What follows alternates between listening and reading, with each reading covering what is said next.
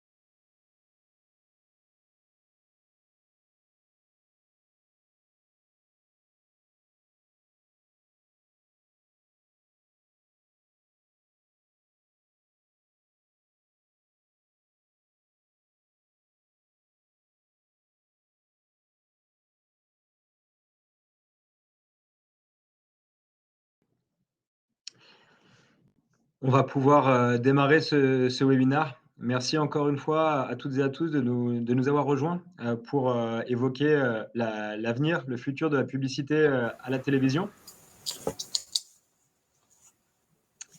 Pour vous présenter ce webinaire, donc, je serai accompagné de Guillaume Roy, que je vais laisser se présenter.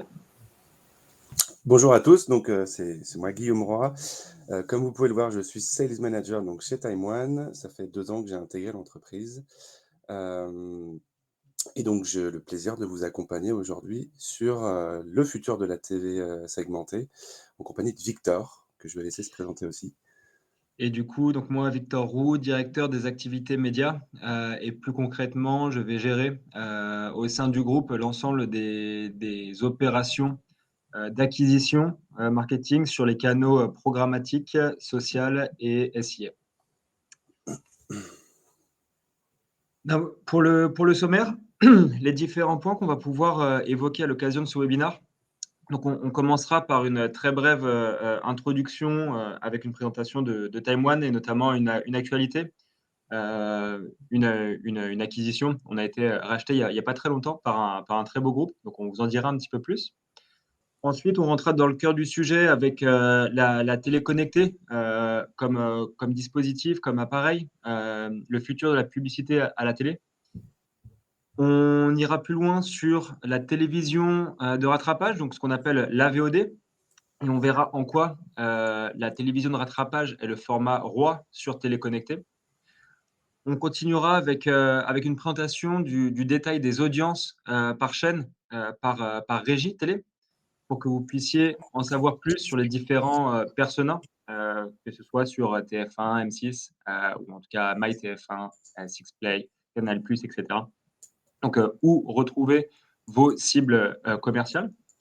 Et on terminera par les challenges et opportunités de la télé segmentée, qui est un sujet qui fait couler énormément d'encre, qui est énormément évoqué dans la presse, sur le marché. Et l'objectif ici, ce sera de vous donner un aperçu de l'état des lieux, où on en est très concrètement et où est-ce qu'on va. Donc, qui sommes-nous? Time One, c'est un groupe qui a maintenant un petit peu plus de 15 ans, 16 ans pour être précis, et qui est spécialisé depuis le début dans l'acquisition de clients. Donc, quand le groupe s'est lancé, c'était principalement une plateforme d'affiliation. C'est encore le cas aujourd'hui. L'affiliation reste le principal moteur de notre croissance, de notre chiffre d'affaires. Et un petit peu plus tard, à partir de 2016, le groupe s'est étendu sur d'autres canaux d'acquisition pour pouvoir justement proposer plus d'options de communication à nos clients. Et on a ouvert ce qu'on appelle aujourd'hui un trading desk, à savoir des équipes de services qui vont opérer des plateformes technologiques, principalement sur du programmatique, pour pouvoir remonter sur le parcours client et pouvoir adresser des stratégies de notoriété. Et également sur des canaux comme Facebook et Google Ads, pour pouvoir apporter encore plus de performance aux investissements de nos clients. Pour évoquer quelques chiffres, Time One, donc là on parle de chiffre d'affaires consolidé 2019, donc avant crise. On est sur des niveaux de chiffre d'affaires qui tapent sur les 40 millions d'euros, avec un petit peu plus d'une centaine de talents répartis entre des bureaux sur Paris, sur Lyon, sur Bordeaux, où on a notamment notre centre technique. Plus de 600 clients aujourd'hui actifs et de nombreux awards, mais on y reviendra un petit peu plus tard. Comme je vous le disais en introduction, l'événement clé en 2021 pour Time One, c'est notre rachat par Isoscale. Isoscale qui a été nommé agence Data Driven 2020 dans le paysage français. Isoscale, c'est une agence qui appartient au groupe La Poste, c'est une agence de conseil et de communication. Et l'objectif en s'accostant avec un groupe comme Time One, c'était vraiment de pouvoir faire exploser les différents silos qu'il y a aujourd'hui dans une gestion de projet, dans une gestion d'investissement marketing pour nos clients, avec très souvent des actifs créa, des actifs conseils, des actifs d'activation et des actifs technologiques qui se parlent très peu souvent. Et donc là, en réunissant le meilleur des deux mondes, on propose à nos annonceurs une nouvelle typologie, une nouvelle typologie d'agence pour pouvoir mieux préparer l'avenir, mais préparer aussi les challenges auxquels on est confronté au niveau de l'industrie, qu'ils soient réglementaires ou très simplement technologiques. Donc aujourd'hui, la promesse d'Isoscale et de Time One, c'est vraiment de réconcilier ces univers, de réconcilier le média, la data, la techno et la communication, tout ça pour pouvoir proposer une performance durable et raisonnée à nos clients. Pourquoi est-ce qu'on est plus fort ensemble? On apporte aujourd'hui une compréhension beaucoup plus globale des enjeux.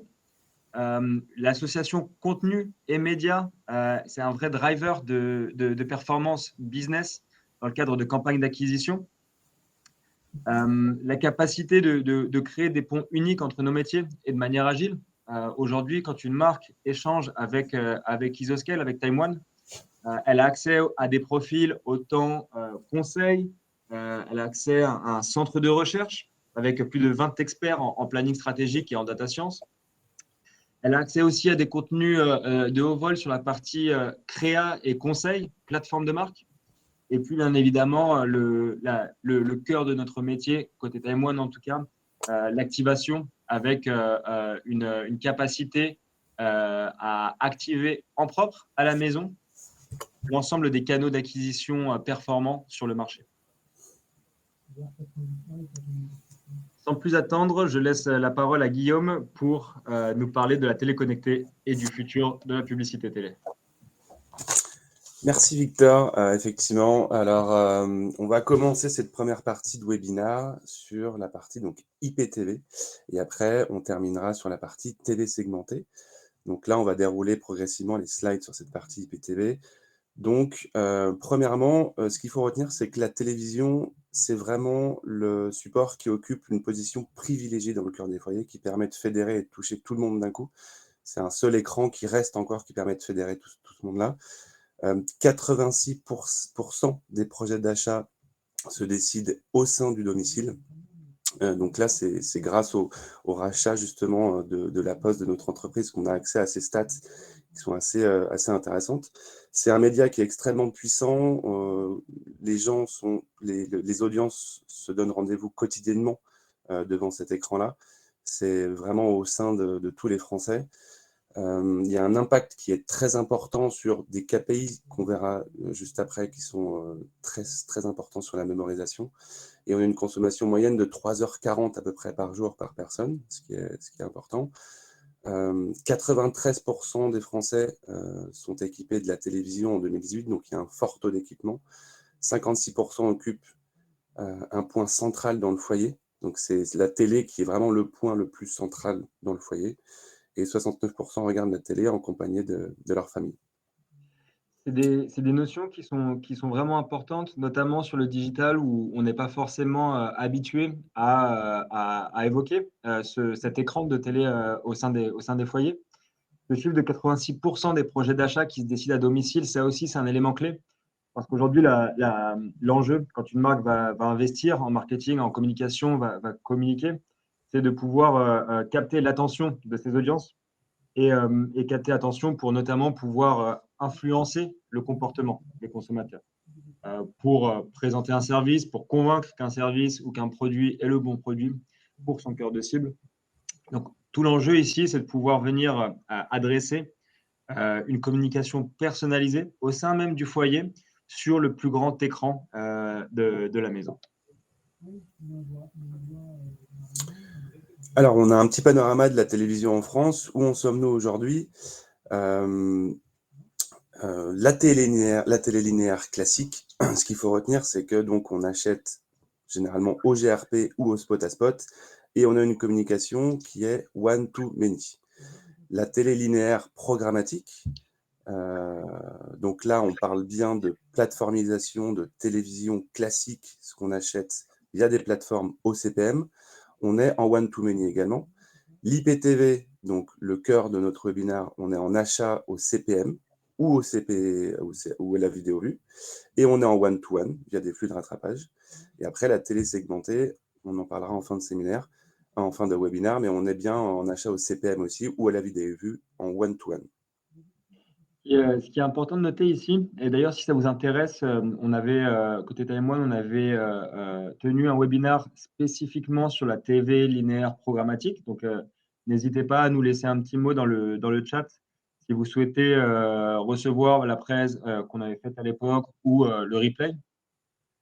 Donc aujourd'hui, on va se concentrer vraiment sur l'IPTV, donc la télévision de rattrapage en termes de contenu, et la télé segmentée, en sachant que, comme le disait Guillaume, la principale différence entre les deux, c'est que sur l'IPTV, on est sur de la VOD, tandis que sur la télé segmentée, c'est vraiment la promesse de demain de pouvoir remplacer un spot live par une publicité plus ciblée.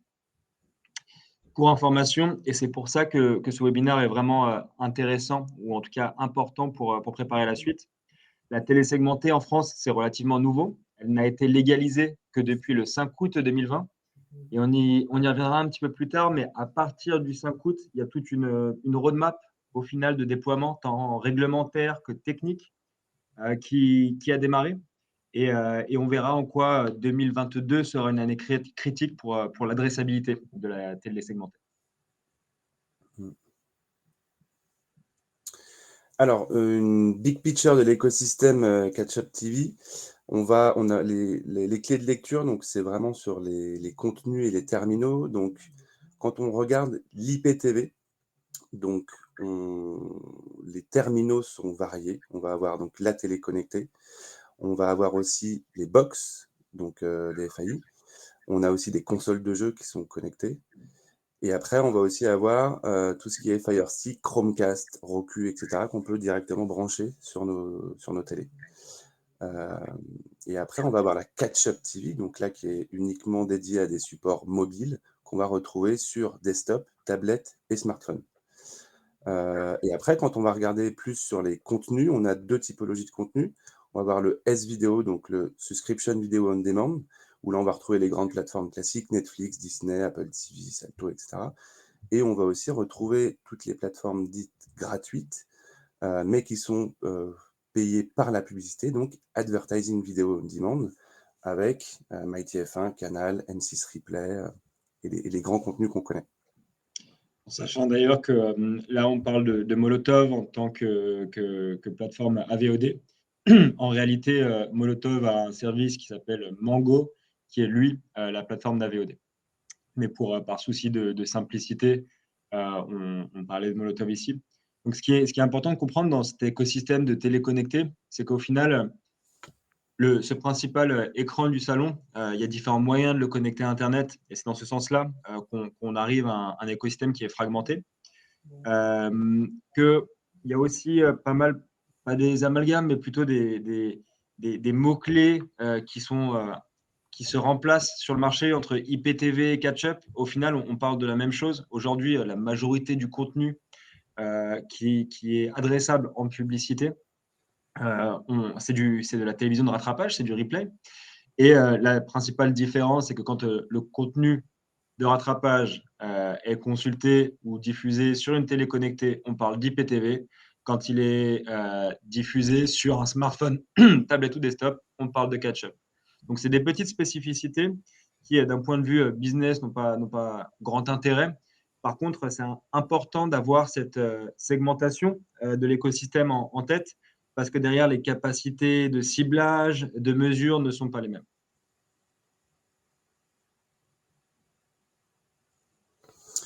Alors aujourd'hui, les box et fournisseurs d'accès à Internet sont le principal moteur des télés connectées.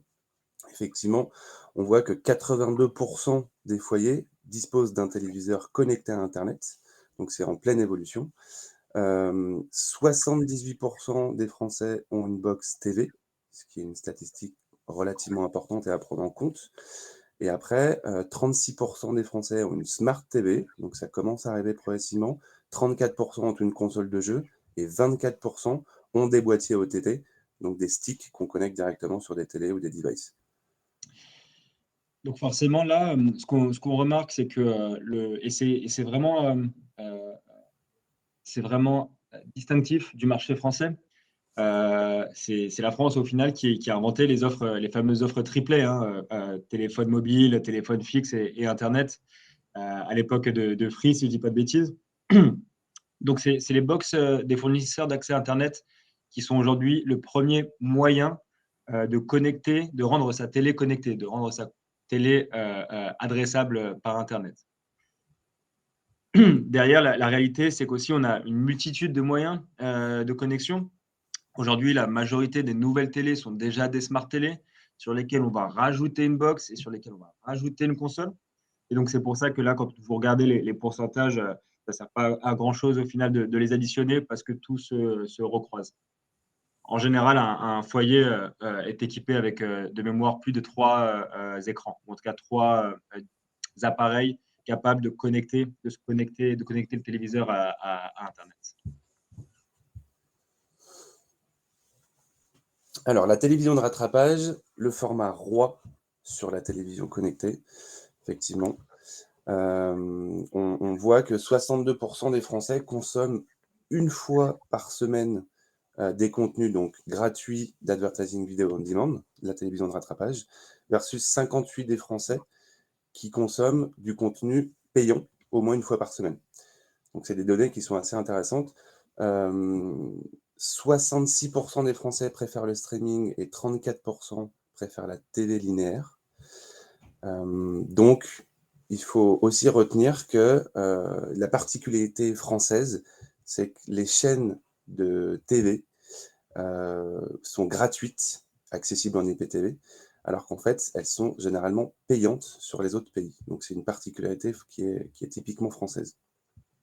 Ouais, pour être encore plus précis, c'est vraiment la programmation replay, donc tous les contenus de rattrapage qui sont en France très généralement, même quasiment tout le temps, disponibles gratuitement en replay. Les téléconnectés ont des accords aussi avec les différents services, MyTF1, SixPay, et cetera, ce qui permet de donner accès aux applications directement depuis l'écran d'accueil de la télé. Et on va le voir juste après avec Guillaume et des stats plus précises.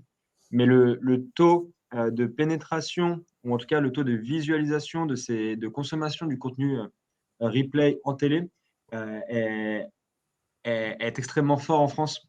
Et c'est vraiment quelque chose de particulier, dans le sens où à l'étranger, comme le disait Guillaume, la majorité de ces contenus sont toujours sur des plateformes payantes, ce qui fait qu'il y a une répartition beaucoup plus linéaire entre la consommation TV, desktop, mobile. Là où en France, la TV, la télévision, le poste du salon prend énormément de part de voix dans la consommation du contenu replay.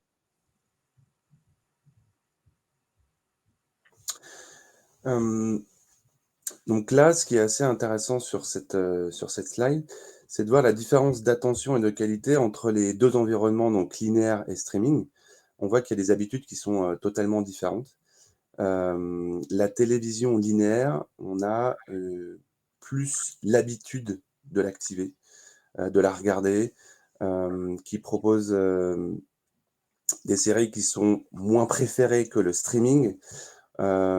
Sur le streaming, les Français considèrent qu'il y a plus de chances de trouver un contenu qui est intéressant, qu'ils vont vouloir regarder.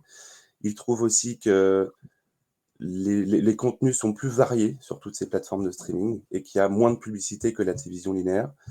Donc en gros, le streaming, les personnes zappent moins que sur la télévision linéaire. Les personnes consomment le streaming moins sur des habitudes de moments de vie où elles vont manger, par exemple, en même temps.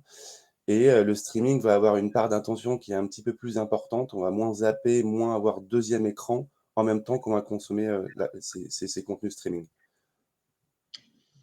L'ensemble de ces ressources, de ces statistiques, elles viennent d'une étude de Magnite, qui est un partenaire programmatique avec lequel Taïwan travaille depuis assez longtemps, et qui pousse beaucoup, ou en tout cas publie, travaille beaucoup de contenu sur ce sujet-là pour éduquer le marché, entre guillemets. Donc merci à eux encore pour ces statistiques. Donc là, sur cette slide, on voit les opportunités d'activation et notamment les bonnes practices. Donc, par exemple, si la vidéo online est un axe d'investissement fort au sein de votre mix média, alors il va falloir activer beaucoup plus de surpression sur des cibles tactiques. Le deuxième axe d'activation, d'opportunité, si l'omnicanalité et la fluidité de l'expérience marque est une de vos priorités, alors il faudra sélectionner un objectif de reach complémentaire, avec un écran complémentaire, donc soit du mobile, soit de la tablette. Si vous investissez en télévision linéaire, alors la surpression sur cible sera digital native. Et si vous êtes un annonceur avec des enjeux de communication locale, alors il faudra activer de la data en géolocalisation en fonction des providers disponibles.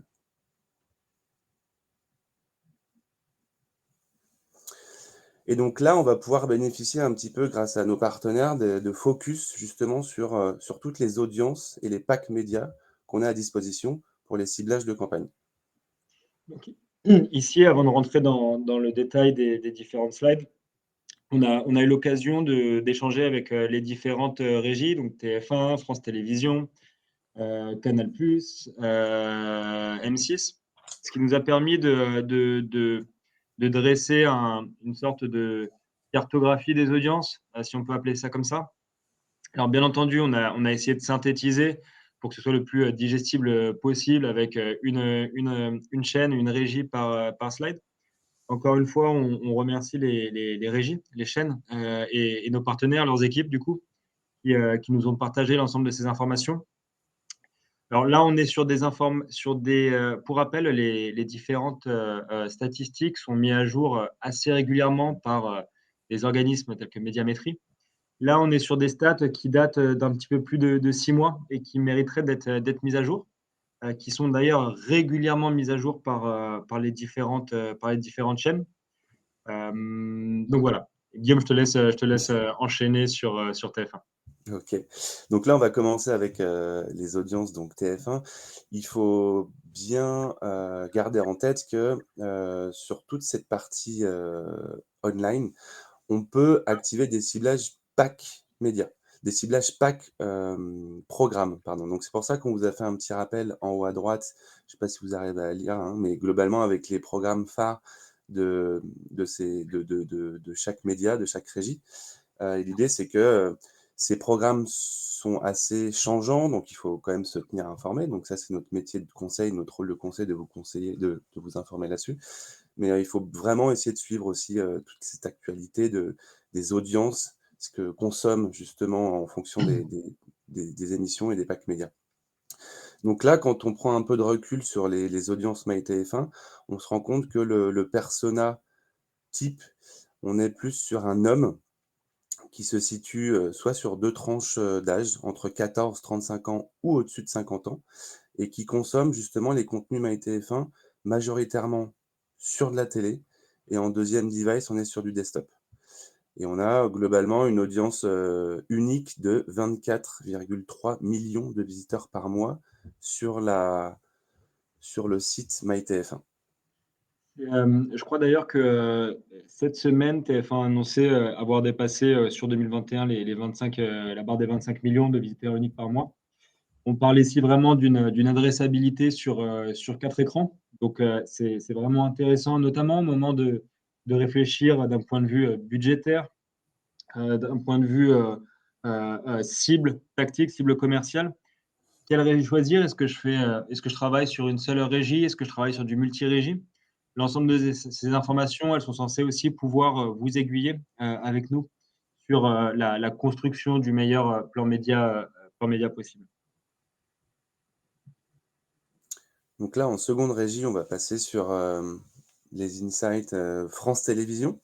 Donc là, pareil, on vous avait remis un petit peu les programmes clés et la consommation des programmes en haut à droite. Ce qu'il faut retenir sur cette audience-là, sur cette audience de France Télévisions, c'est qu'elle va avoir une audience qui est assez exclusive, captive versus les autres régies.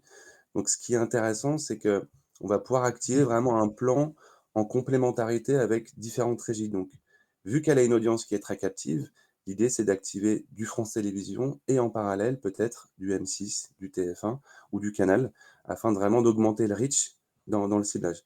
Donc là, on voit qu'on a 45% d'hommes entre 25 et 49 ans qui sont exclusifs, 39% de femmes entre 25 et 49 ans, et qu'on a des CSP+, qui sont représentés à plus de 53%. Donc on a aussi, sur cette adressabilité 4 écrans, 16 millions de visiteurs uniques par mois, ce qui est quand même une audience relativement intéressante. Et donc là, on était sur des chiffres de 2020. D'ailleurs, je crois que Faisal, qui travaille chez France Télé, qui nous accompagne sur ces problématiques, est en ligne. Donc, je te passe le bonjour, Faisal. Les chiffres de 2021 doivent être plus élevés. Ce qui est intéressant là-dessus, comme le disait Guillaume, c'est la notion d'exclusivité des audiences, notamment sur certaines segmentations, certaines cibles, comme les éco-responsables, les bio-attentifs, les personnes qui consomment français, qui consomment local. Et plus globalement, mais on y reviendra plus précisément sur la partie segmentée. France TV, c'est une des régies qui est vraiment moteur sur le marché pour pouvoir apporter des solutions médias, des solutions commerciales aux annonceurs qui souhaitent passer le cap, notamment pour les annonceurs digitaux, alors, en tout cas qui ont l'habitude de communiquer en digital, pour passer le cap de la publicité télé et qui apportent énormément d'accompagnement sur ces sujets-là. Donc là, notre troisième partenaire, c'est donc Canal, où là, en persona, on voit qu'on a une surreprésentation des femmes à 56%. Et sur les sociodémos, donc on est majoritairement en 35-49 ans. Et ce qui est intéressant aussi sur cette audience-là, c'est que le support TV est à 38% et le mobile est à 31%. Donc on a vraiment deux devices qui sont relativement bien représentés chez Canal+. C'est vraiment une notion qui est importante, notamment vu le poids qui est pris par la télévision comme poste de consommation du contenu sur l'ensemble des régies. On est généralement entre 58 et 65% de part de voix pour la télé sur l'ensemble des régies. Là où pour Canal+, la spécificité, c'est qu'il y a une répartition beaucoup plus équilibrée entre le mobile et l'IPTV, notamment grâce à l'application MyCanal qui est extrêmement bien déployée en France.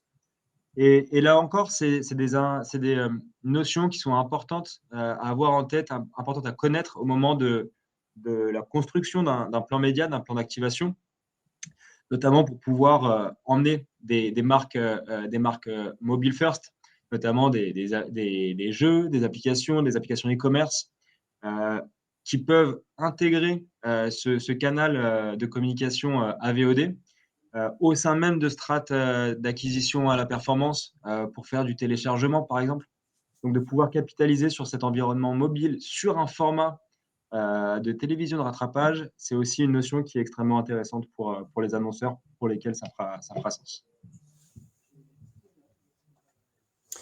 Et donc, notre quatrième partenaire, on passe chez M6, où là, on a une durée d'écoute quotidienne des 25-49 ans qui est beaucoup plus importante chez M6 que sur des plateformes digitales type YouTube, Facebook, Instagram.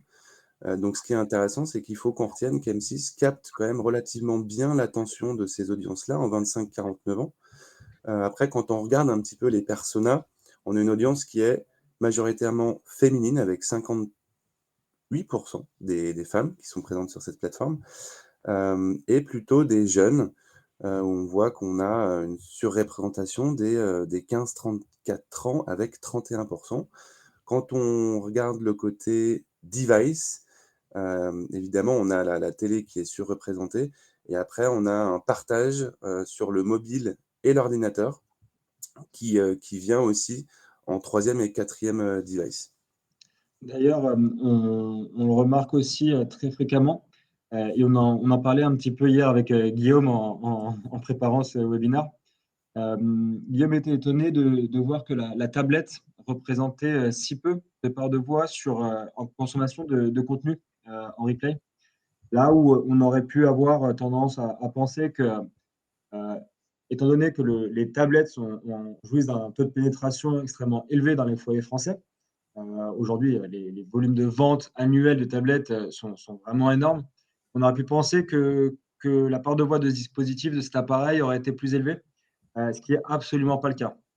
Et potentiellement, la réponse, elle est aussi assez logique, dans le sens où la tablette, c'est un appareil mobile, mais qui va se balader principalement au sein du foyer, entre les chambres à coucher et le salon.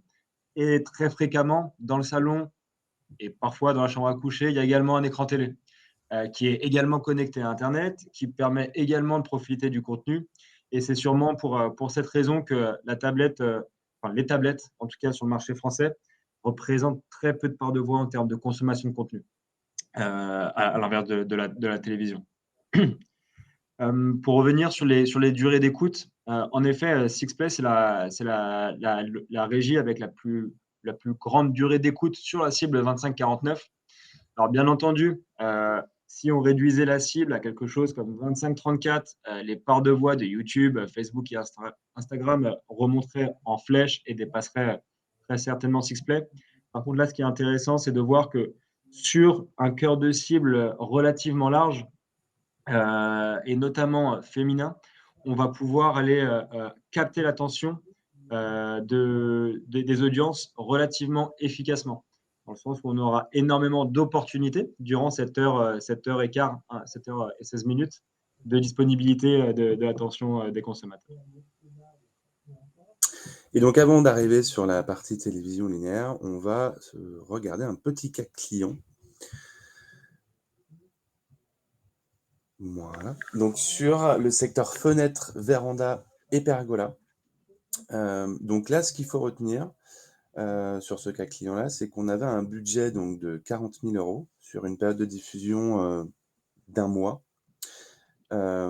Et qu'on avait donc un plan média qui était multi-régie avec de gros volumes de vues. Notamment, on avait 2,3 millions de vues complètes livrées, donc des spots qui ont été vus. On a touché 1,9 million de users uniques derrière leurs écrans, avec un taux de complétion de 95% vidéo. Donc, un taux de complétion qui était plutôt assez intéressant.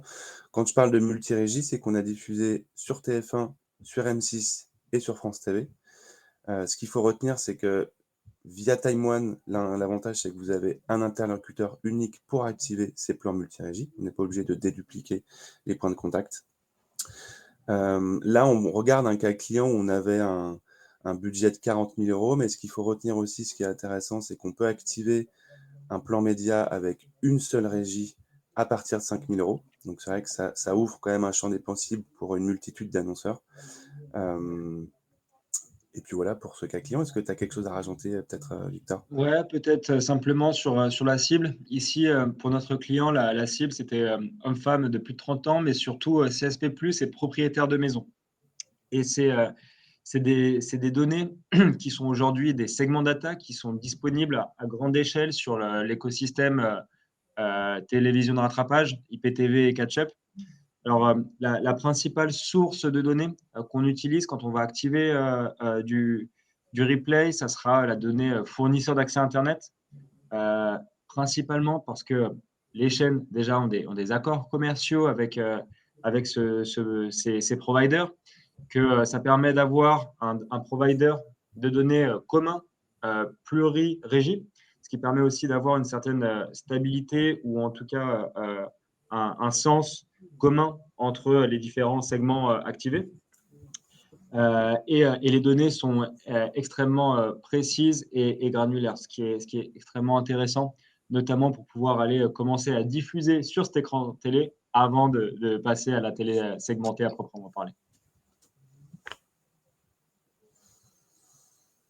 Voilà, donc là, on est toujours sur le cas client et on voit que le coût à la vidéo vue complète était en moyenne juste en dessous de 0,02 centimes d'euros. Donc on a un coût qui est relativement maîtrisé. La couverture plurimédia était également, elle aussi, assez maîtrisée avec une répartition à peu près égale entre les 3 régies qu'on a activées en direct.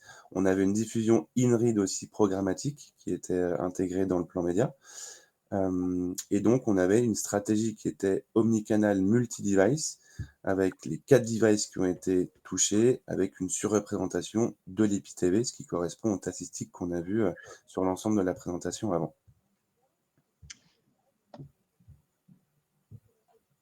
Et donc là, je vais laisser la main à Victor qui va vous parler de la télévision linéaire. Alors juste avant, peut-être il y avait un dernier point qu'on souhaitait adresser avec vous. Au-delà de la partie replay, il y a tout un nouvel écosystème, ou en tout cas un écosystème existant mais qui se développe, qui sont les OTT, donc les services on the top. Qu'est-ce qu'on appelle les services on the top? Vous avez sous les yeux ici le panorama des éditeurs disponibles en France. Donc, c'est très souvent des plateformes de streaming, des nouveaux services tels que Pluto, Rakuten, Crunchyroll pour des audiences beaucoup plus précises, mais également Molotov.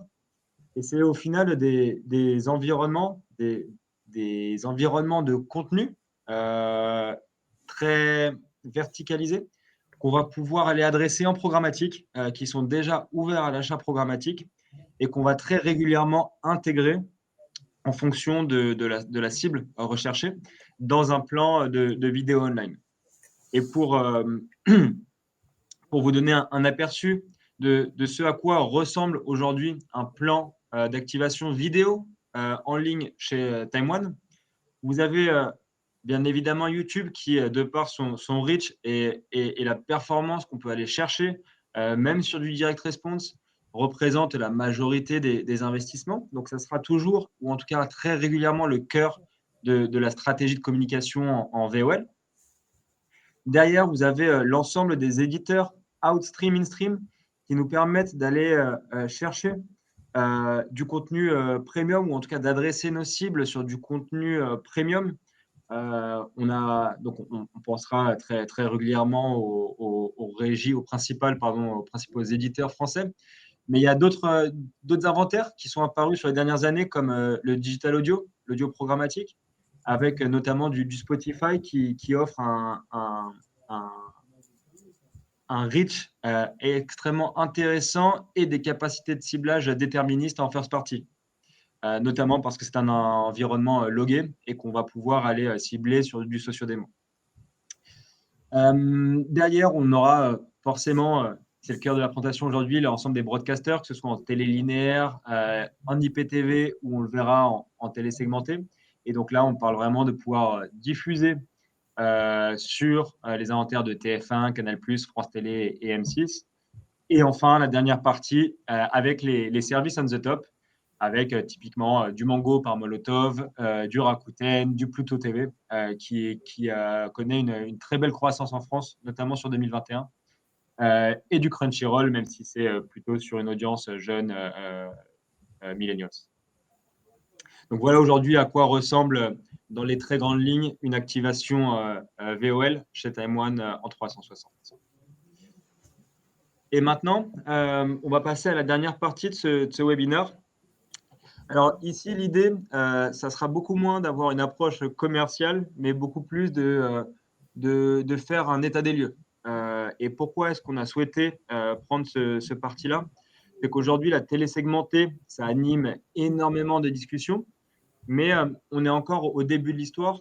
Il y a énormément de choses qui sont passées depuis août 2020, date à laquelle, le 5 août d'ailleurs précisément, date à laquelle la télé segmentée, la publicité segmentée a été légalisée. Il y a beaucoup de choses qui se sont passées. Il y a beaucoup d'efforts qui sont faits par à la fois les régies et les fournisseurs d'accès Internet, les opérateurs. Ceci dit, on est encore au début de l'histoire. Et là, de manière très pragmatique, l'objectif, c'est de vous permettre de mieux comprendre cet environnement-là, mieux comprendre quels sont les enjeux, où on en est en termes de déploiement et de capacité d'activation, pour que vous puissiez commencer à réfléchir à la pertinence de l'intégration de la publicité segmentée, de la télé segmentée dans vos plans médias. On est le 23 novembre 2021 et donc les chiffres qui ont été partagés par la SNPTV et l'UDECAM, c'est qu'à la fin du mois, de décembre, à la fin de l'année 2021, ce sont plus de 11 millions d'individus qui seront adressables en télésegmenté. Donc, vous avez à l'écran ici trois niveaux, trois périodes, septembre 21, décembre 21 et décembre 2022. L'idée, c'est de vous donner un petit peu de visibilité sur l'augmentation de l'adressabilité de la publicité télé. D'ailleurs, je remarque qu'il y a une petite coquille parce que j'ai 2 fois 3,6 millions de foyers. Donc, vous pouvez vous concentrer plutôt sur la donnée individu qui est, elle, plus précise et bonne. Donc, on a quand même une croissance. On était à 8 millions en septembre de 21. On terminera à 11,5 millions d'individus adressables en décembre 21. Et on estime, on projette à fin 2022 atteindre plus de 16 millions d'individus. Ce qui est important à avoir en tête, c'est que ce taux d'adressabilité, ce niveau d'adressabilité, il va dépendre dans un premier temps, en tout cas, de 3 critères. Être capable, bien entendu, de recevoir la télé par Internet. Ça, on l'a vu, le taux de pénétration des télés connectées est extrêmement bon en France, notamment grâce aux box FAI. Mais il faut également avoir une box Internet récente. Et par récente, on entend assez puissante pour pouvoir supporter les capacités d'ad-serving, de ciblage, d'intégration de la donnée au sein même de la mécanique de diffusion d'un spot publicitaire. Et le dernier point, mais pour celui-ci, l'ensemble des acteurs du digital sont assez alertes sur le sujet, c'est le fait que la box au sein du foyer soit opt-in au ciblage publicitaire. Donc, on pense vraiment que 2022 va être une année décisive, ou en tout cas une étape décisive pour l'adressabilité de la télé segmentée. Si on fait un petit peu de rétrospective, donc la télé segmentée, elle a été légalisée en France depuis début août 2020. Ensuite, chaque chaîne a dû entériner des accords commerciaux avec chaque FAI. Et donc, les premiers accords commerciaux sont intervenus entre fin 2020 et début 2022. Ces accords commerciaux sont extrêmement importants et permettent de lancer ce qu'on appelle des MVP, Minimum Viable Product, pardon. Qu'est-ce qu'un MVP sur le marché? C'est un standard qui va être encadré d'un point de vue réglementaire. C'est un standard marché qui va être élaboré entre chaînes de télévision et opérateurs et qui permet légalement de lancer la publicité segmentée en télé. C'est vraiment une chose à avoir en tête parce que ça vous permet de vous projeter aussi sur l'accélération de l'adressabilité de la télé segmentée. Aujourd'hui, pour que une chaîne puisse proposer la télé segmentée à ses annonceurs, elle va avoir besoin de lancer un MVP avec chaque opérateur. Donc, France Télé, TF1, France Télé va devoir lancer un MVP avec Bouygues, avec Orange, avec SFR, avec Free. Ce MVP, donc qui a un POC, si vous voulez, une première opération, aura une durée de 6 à 8 mois après le lancement de la première campagne. Et cette durée théorique, ce qui est important de noter, c'est qu'elle peut varier en fonction de la date de signature des accords commerciaux avec les opérateurs. Donc, on n'est pas aujourd'hui sur 100% de l'inventaire télé disponible en segmenté. On est sur une première étape très importante, notamment pour pouvoir séquencer le déploiement à la fois technologique mais aussi métier de cette nouvelle capacité de ciblage publicitaire en télévision sur un flux live. Le gouvernement et les instances publiques accompagnent énormément l'ensemble de ces nouveautés pour s'assurer que ça ne va pas venir dégrader, entre guillemets, la qualité de l'inventaire publicitaire télélinéaire, que ça ne va pas non plus empêcher les marques de mesurer le retour sur investissement de toutes ces activations. Donc c'est vraiment quelque chose, ce qu'il faut avoir en tête, c'est que ces MVP sont extrêmement encadrés. D'un point de vue du point de vue du déploiement des différents FAI chez les chaînes, ou en tout cas dans leurs accords qui ont été entérinés, on remarque sur le marché que Bouygues et Orange ont été vraiment moteurs sur le marché. Donc Bouygues et Orange sont les FAI qui jouissent du plus grand nombre d'accords commerciaux avec les différentes chaînes. Derrière, on a SFR qui a démarré un poil plus tard, mais qui, en 2022, devrait commencer à bien rattraper Bouygues et Orange. Et on a Free, qui aujourd'hui n'est pas vraiment moteur sur le sujet, qui a plus une posture d'attente. Free attend de voir comment ça fonctionne pour l'ensemble du marché. Et intégrera ou en tout cas accélérera sur la télé segmentée le jour où on va dire tout le périmètre sera un petit peu plus sec. Et donc, ce qui est important, c'est de comprendre le cadre réglementaire du MVP. Comme on vous le disait un petit peu plus tôt, ce ne sont pas 100% des inventaires télé linéaires, ou en tout cas 100% des inventaires de flux live qui sont disponibles au remplacement. Par remplacement, j'entends le remplacement d'un spot télé linéaire par un spot télé segmenté. Donc, qu'est-ce que nous dit le décret du 5 août 2020? Comme je vous le disais un petit peu plus tôt, l'obligation pour chaque chaîne de lancer un MVP, en tout cas pour chaque couple chaîne FAI de lancer un MVP avec une durée de vie d'au moins 6 mois. 2 minutes de publicité segmentée en moyenne par heure et pas plus. Pas de publicité segmentée autour de programmes de jeunesse. Uniquement des spots publicitaires de 15, 20 ou 30 secondes. Interdiction de mentionner une adresse ou une identification locale explicite, mais ça, on va y revenir juste après. Il y a eu quelques changements parce que c'était vraiment un enjeu pour les marques de pouvoir communiquer sur la notion de lieu. Donc, le 5 août 2020, cette notion était interdite. Aujourd'hui, ça s'est un petit peu assoupli et on va y revenir juste après.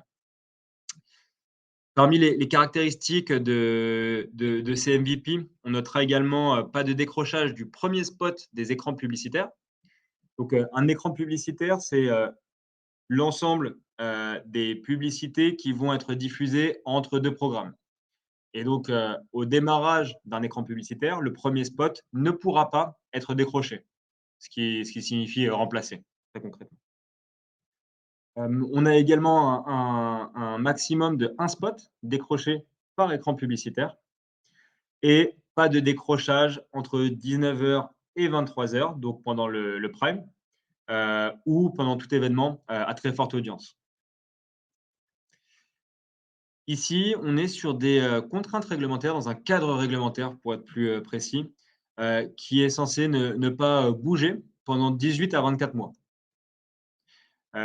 C'est vraiment important et bénéfique à l'ensemble de l'industrie et de l'écosystème d'avoir ce genre de guidelines et de roadmap bien encadrés. Ça permet d'avancer par étapes dans un contexte qui est le plus maîtrisé et maîtrisable possible. Et par contre, la bonne nouvelle et ce qui est vraiment intéressant aussi à avoir en tête, c'est que la fin de la période de 6 mois du MVP sonnera l'ouverture de la télé segmentée sur le prime. Donc aujourd'hui, sur une bonne partie des régies, 2022 s'annoncera comme l'année décisive où l'inventaire va vraiment croître, notamment grâce à l'ouverture de la télé segmentée sur le prime, qui représente la plus forte plage horaire en termes d'audience. Je vous le disais un petit peu plus tôt, quand on parle de télé segmentée, l'objectif, c'est bien évidemment de pouvoir adresser une communication personnalisée sur le plus grand écran du foyer. Et donc, c'était vraiment un enjeu et une problématique de pouvoir mentionner, pour les marques en tout cas, de pouvoir mentionner la notion de lieu au sein même du spot publicitaire. Et donc, si cette notion de lieu, elle était interdite au moment de la publication du décret du 5 août 2020, elle a finalement été autorisée sous réserve de répondre à certains critères. Donc, la mention de la ville est acceptée à l'oral. Les visuels de ville sont acceptés s'ils ne permettent pas de localiser précisément le magasin, l'agence ou la concession qui communique. Et elle est également les annonceurs dont la dénomination comporte une localité, un département ou une région, comme les banques populaires d'Hauts-de-France, sont également autorisés. Et donc, on peut, au sein du contenu créatif, aujourd'hui, intégrer une notion de lieu dans la communication, ce qui fait extrêmement sens pour les annonceurs qui communiquent en hyperlocal.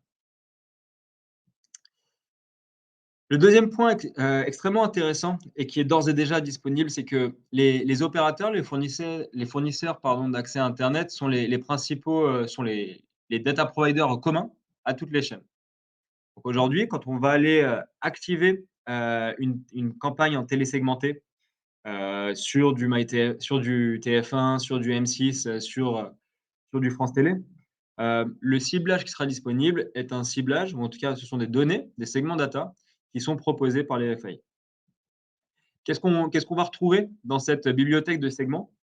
Vous avez les différentes dimensions, en plein écran, mais pour les citer très synthétiquement, on aura tout ce qui est relatif à la géolocalisation, avec la possibilité de cibler au niveau région, département, code postal, code iris. Tout ce qui est, socio-démo, homme-femme, âge. La composition et le niveau, de catégorie socio-professionnelle du foyer. Donc, est-ce qu'il s'agit d'une famille avec enfants? Est-ce qu'il s'agit d'une personne célibataire? Cette personne est CSP+. On a également accès à un segment qui est extrêmement intéressant, pour les annonceurs, qui est le segment des petits consommateurs TV, qui représente les foyers qui regardent la télé linéaire environ 33 minutes par jour.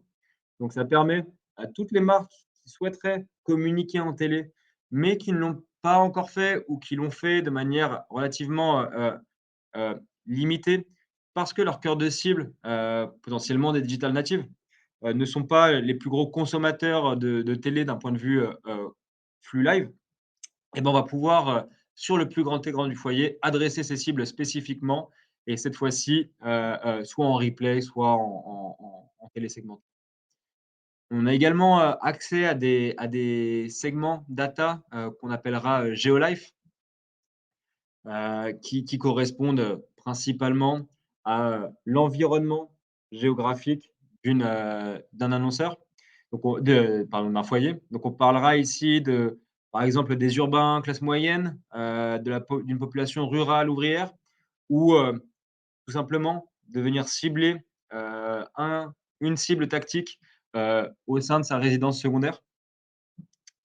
On aura également accès à tout ce qui est lié au, centre d'intérêt, donc qui est peuplé à la fois par la donnée déterministe, fournisseur d'accès, mais également par la donnée relative à la consommation des contenus. Et donc, on retombera sur des notions de, segments affinitaires, segments intérêt brico, déco, jardinage, auto, cuisine, séries françaises, séries américaines, et cetera, et cetera. Aujourd'hui, il y a déjà une majorité des segments qui sont disponibles et listés, et il est encore une fois possible de venir personnaliser tout ça, sur des demandes, custom, et sur lesquelles le principal, enjeu sera de venir, garantir et de vous accompagner sur, la viabilité d'une cible d'un point de vue de son adressabilité. Encore une fois, on parle aujourd'hui de 11 millions d'individus, adressables à fin 2021, et c'est important de venir, s'assurer qu'entre ces 11 millions d'individus adressables et votre cœur de cible, votre cible tactique, on trouve une cohérence en termes de diffusion média. Enfin, le dernier principal segment data, ou en tout cas la dernière catégorie de segment data, disponible aujourd'hui, heu, est représentée par la typologie d'habitat. Donc est-ce que le foyer, les individus composant le foyer sont propriétaires? Est-ce qu'ils sont locataires? Est-ce qu'il s'agit d'une maison, ou d'un appartement? Qui peut être, notamment extrêmement intéressant pour les fournisseurs, d'énergie, les fournisseurs d'accès internet. On arrive bientôt à la fin de ce webinaire, donc on souhaitait également vous projeter sur, comment intégrer la télé segmentée dans votre plan média, d'une part, et d'autre part, qu'est-ce qu'un annonceur peut attendre dans les mois à venir, comme nouveauté sur ce marché. Donc pour démarrer avec, la partie, stratégie et comment intégrer la télé segmentée dans votre plan média, on a ici identifié, 4 clés d'entrée, 4 points, qui seraient intéressants d'avoir en tête et sur lesquels on se ferait un plaisir d'échanger avec vous. Le premier, c'est appliquer une surpression publicitaire sur une cible tactique grâce à la télé segmentée. Le deuxième, on en a parlé juste avant, mais c'est vraiment de pouvoir venir adresser la cible des petits consommateurs télé sur le plus grand écran, disponible pour un consommateur. Le troisième, c'est apporter plus de puissance à sa communication en local, en intégrant la télé segmentée sur avec un ciblage autour d'une zone de chalandise, par exemple. Et le dernier point, c'est vraiment le quatrième, c'est vraiment une réflexion de communication personnalisée et omnicanale, avec l'intégration du principal écran, du foyer dans cette stratégie, globale, déployée par une marque. Aujourd'hui, on on sait que pour apporter de la valeur, pour, générer de la valeur, client et développer son business, une marque se doit, de personnaliser son expérience client, de personnaliser sa communication, de communiquer de manière omnicanale, quel que soit le canal marketing, qu'il s'agisse de offline ou de online, qu'il s'agisse d'un smartphone ou d'une télé. Il faut, garder du sens et une cohérence entre l'ensemble de ces points de contact. Et le dernier point de contact aujourd'hui accessible avec un ciblage data, c'est bien la télé segmentée et c'est bien disponible dès aujourd'hui. Quelques chiffres et on terminera bientôt cette présentation. Je vois qu'il est 11h01. On vous laissera quand même le temps de partager vos différentes questions et de répondre à vos questions s'il y en a. Donc, n'hésitez pas à les pousser dans le chat des participants. La télé segmentée a déjà fait preuve de son efficacité et de sa puissance. Donc là, on n'est pas sur une étude française, très précisément. C'est un petit peu trop tôt pour pouvoir sortir des études pour notre marché. Mais on a regardé du côté du Royaume-Uni et notamment de Sky, un opérateur anglais qui a sorti quelques chiffres. Et ce qu'on note, c'est que quand un téléspectateur consomme un contenu publicitaire en télésegmenté, il aura beaucoup moins de propension à zapper, donc il sera plus attentif. Les publicités seront plus appréciées, les téléspectateurs seront plus engagés, moins volatiles, donc plus engagés. Les marques bénéficieront d'une intention d'achat plus élevée, à hauteur de 20%, et d'une mémorisation énormément, en tout cas de manière significativement plus élevée également, à quasiment 50%. Du côté de la notoriété spontanée, la publicité segmentée apporte un incrément de plus 4%. Et donc, pour terminer ce webinaire, qu'est-ce qui nous attend dans les mois à venir? Donc, premièrement, on a parlé plus de reach avec la télé segmentée, la publicité segmentée disponible pendant le prime, mais aussi des nouveautés en termes de mesures. Donc, il y a une étude SNPTV sur l'impact sur les ventes d'une campagne télé segmentée multichaîne qui devrait arriver à horizon T1 2022. Il y a également des études qui sont développées conjointement, des études d'impact qui sont développées conjointement entre les chaînes et les opérateurs pour, encore une fois, venir accompagner les annonceurs sur l'adoption de cette nouvelle capacité de ciblage, de ce nouvel canal de communication. Et autre point extrêmement intéressant, notamment pour les annonceurs qui ont accéléré sur la construction d'un patrimoine de données first, à l'heure où les données cookies, les données third sont vouées à disparaître. On parle ici d'un horizon S1 2022, mais il sera très bientôt possible de venir onboarder ces données first party annonceurs et d'identifier des clients communs avec les fournisseurs d'accès à Internet pour venir pouvoir cibler ou exclure des cibles de manière déterministe en télésegmenté. Et donc là, ici, la clé de réconciliation sera l'adresse email. On a terminé avec ce webinaire sur le futur de la télévision, sur l'IPTV, la télé segmentée. Merci à toutes et à tous d'avoir participé. Si vous avez des questions, n'hésitez pas à les partager dans le chat. Autrement, n'hésitez pas à nous envoyer un email à l'adresse qui apparaît à l'écran, sales-fr@taiwangroup.com, pour qu'on puisse vous envoyer le support du webinaire si ça vous intéresse.